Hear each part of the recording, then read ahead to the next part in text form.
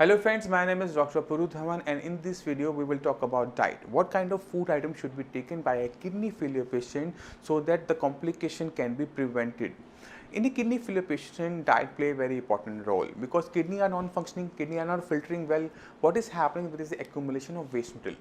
And suppose we take those food item which contains extra amount of potassium, extra amount of calcium. What will happen? This all extra amount of potassium, calcium, phosphorus will get accumulated in our body, which will cause further complication in the kidney failure patient life. So we can control lots of things in our body like calcium, phosphorus, creatinine, urea by selecting right type of food items. Now let's start with creatinine and see how we can control the production of the creatinine in our body. Creatinine is a protein, it's a waste material which is excreted by our muscles during muscle metabolism. So if we want to control the production of creatinine in our body, we have to cut down the amount of protein intake. So all the kidney failure patients are advised to take protein free diet if their protein level in your blood is in range, and if the blood protein level is lower than the normal values, then you can take low density protein. Now the question arises, what is low density protein and what is high density protein? A protein which take lots of energy to get metabolized in the body is high density protein, and protein which take lesser amount of energy to get metabolized is low density protein. So protein has two types, high density and low density. In high density protein, all kind of animal products like fish, chicken, mutton comes. In low density protein, milk is there, pulses are there, you can also count egg white into this category. Now before moving towards what kind of protein you should take, first you evaluate your report. If the level of the protein is in the range, then select protein free diet, and if the level of the protein is lower than the normal values, then take the low density protein. Now the question arises, if the person have the right amount of protein in the blood, how that person can survive without protein intake? When we take carbohydrates in the form of wheat, rice and other form, it will convert it into the protein according to the requirement of the body. Because carbohydrate is a small molecule, when the body need protein, what happens? These small molecules of carbohydrate join together to form protein. But when we take protein, what happens? To get it utilized by the body has to break it down in a smaller particles, and during this breakdown of the protein, large amount of waste material is excreted, which we don't need in a kidney failure patient. So in a patient who have normal amount of protein in the blood can take protein free diet, because the body will form protein from carbohydrates as per the body requirement. So in a kidney failure patient where the amount of protein in the blood is in range, select protein free diet, and if the protein level is low in your blood, then take low density protein. Now the question arises, what amount of low density protein should be taken by a kidney failure patient if the level of the protein is lesser than the normal range? The amount of the protein should be taken around 25 to 50 gram per day. So we suggest all the kidney failure patient to take 1 bowl of pulses on alternate day or 2 egg white on alternate day. We can't take protein, even low density protein, on regular basis. We have to just fulfill the amount of protein requirement of the body.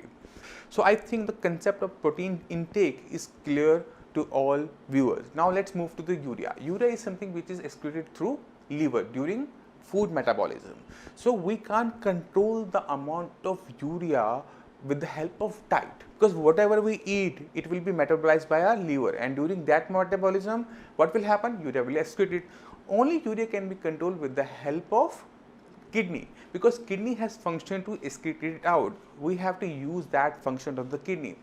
Now how we can increase excretion of the urea? Through kidney. Kidney is an organ which has special power to increase its function. Unlike liver can be regenerated, but kidney can't be regenerated, but kidney can expand its functions to filter out the waste material from the body. I will give you an example. Suppose a person had donated one kidney to the another. Now the person who has donated the kidney has only single kidney. Even on a single kidney, the level of creatinine urea doesn't increase. Now the question arises, why? Because a single kidney has expanded its functions to clear out all the waste material from the body. Now we have to use that particular power of the kidney in all kidney failure patient. Now when in a kidney failure patient we increase the filtration power of the kidney, what will happen? The urea level will drop. The creatinine level will drop, because now the kidney is filtering much better than before. We have done two things. We have controlled the amount of creatinine production in the body. Also, we have increased the output of the kidney with the help of kidney function restoration treatment. What is kidney function restoration treatment? What is KFRT will be discussed in the end of this video. Now let's move to another component of the food, that is potassium. Potassium is a thing which is present in each and every food item. Whatever you eat, that contains potassium, but in few items it's contained in a moderate amount, in few items is contained in a large amount. So what we have to do, we have to select those food items that contains potassium in a lesser amount. For that, we give you a very simple rule. In case of vegetable, always avoid rooty vegetables, which is tuberous, and always avoid leafy vegetables. Now let's move to the potassium, because potassium is something which is very dangerous. If the level of the potassium increases above level of 7, it can cause you cardiac arrest, because potassium is a thing which gives power to your muscles, and when the level of the potassium increases, it causes you fatigue, it causes weakness in the muscles, because our heart is also made up of muscles. When the potassium increases, the movement of the heart slows down and causes cardiac arrest. So we have to control the potassium. Now potassium is present in each and every food item where we eat. So let's start with vegetable. Any vegetable which is grown below the surface of earth, which are tuberous in nature, contains potassium in high amount, like potatoes, sweet potato, turnip. And any vegetable which is leafy in nature, like spinach, coriander, mint, parsley, contain potassium in high amount. So we have to avoid all these vegetables. But in tuberous vegetables, in rooty vegetables, there are three exceptions, that is onion, radish and carrot. These three vegetables which are tuberous in nature, which are rooty in nature, can be taken by the kidney failure patient. Any vegetable which is grown as a fruit on a plant or a creeper can be taken by a kidney failure patient, and that also without leach. Vegetables like cucumber, snake grout, bitter grout, any vegetable which is comes from the Cucumberdaceae family can be taken, along with tomato, brinjals, okra, because all these vegetables contain potassium in a lesser amount, and we don't have to leach them before cooking. Now let's move to the fruit category. In fruit category, we have to avoid banana, kiwi, avocado, dry fruits, raisins, and we have to avoid all kind of citrus fruits also.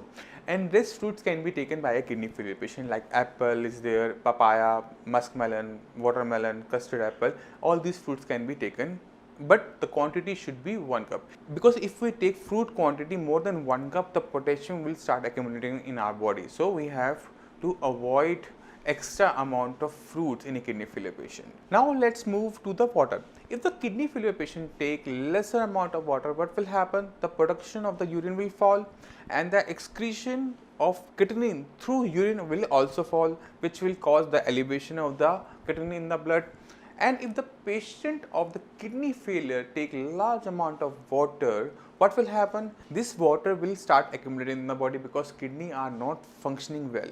And as the water accumulated, there will be further complications. So we have to control the amount of fluid in a kidney failure patient. For that purpose, we use the sensor which are given by the nature to us, and that is our lips, our throat. If your lips are dry, your throat is dry, that means you are feeling thirst, and thirst is a sign that there is a deficiency of water inside your body. So we will start taking water, but the quantity of the water or the fluid will be half cup to 1 cup at a time. Suppose you have taken 1 cup of water or half cup of water, wait for few minutes, let it accumulate by the body.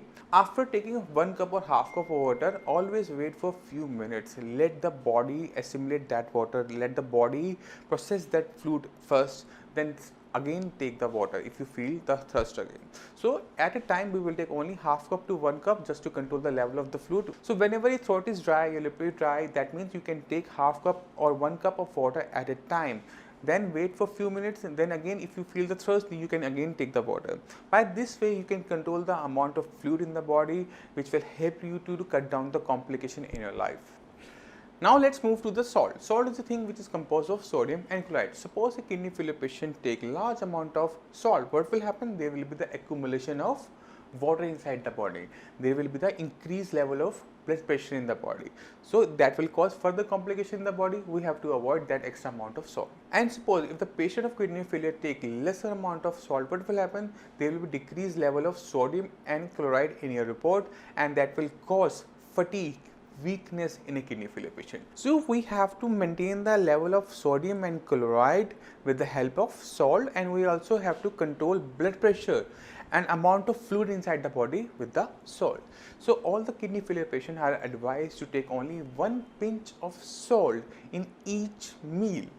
And now the question arises, what kind of salt can be taken by a kidney failure patient? So we advise patients to take either pink salt, which is Himalayan salt, or the sea salt, but the quantity is important. Always take only 1 pinch of salt in each and every meal, and avoid all kind of salted snacks, because when you're taking snacks, you're taking extra amount of salt, and that will cause extra complication in your life. And always avoid all other things which contain salt in high amount. Now the question arises, can this kind of diet can help a patient to revive the kidney? The answer is no. With this kind of diet, we can control the amount of waste material in our body, but we can't revive the kidney. For a kidney failure patient where the disease is self-progressive in nature, we have to use kidney function restoration treatment, because this treatment is based on herbs. This treatment is based on the phytochemicals which are present in many herbs, which will help your kidney to perform better than before. Suppose you have taken coriander in high amount, what will happen? It will increase your urine output because it's diuretic in nature. Suppose you have taken black pepper in a high amount, what will happen? You will feel the burning sensation in your chest area. All the herbs contain some kind of active phytochemical which works inside our body. So we have to select those herbs, those plants that can increase our kidney function. On this principle of phytochemicals, we have developed kidney function restoration treatment. And the best part of this treatment is that you can check your level of creatinine, urea again within the span of 1 month. Suppose you have started taking kidney function restoration treatment from this day. So you have to do very simple thing. You have to go to the lab, you have to give your blood sample and ask for the amount of creatinine in your blood and urea in your blood. And after completion of that 25th day, go again to the lab and test your creatinine level. I can assure you 80% of kidney failure patients shows results in the very first month. The amount of creatinine goes down, the amount of urea goes down.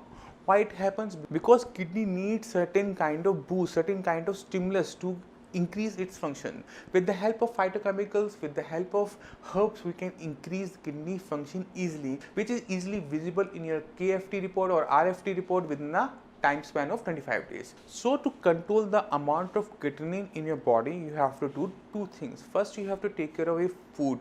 Second, you have to increase the function, and for that purpose we have to use kidney function restoration treatment.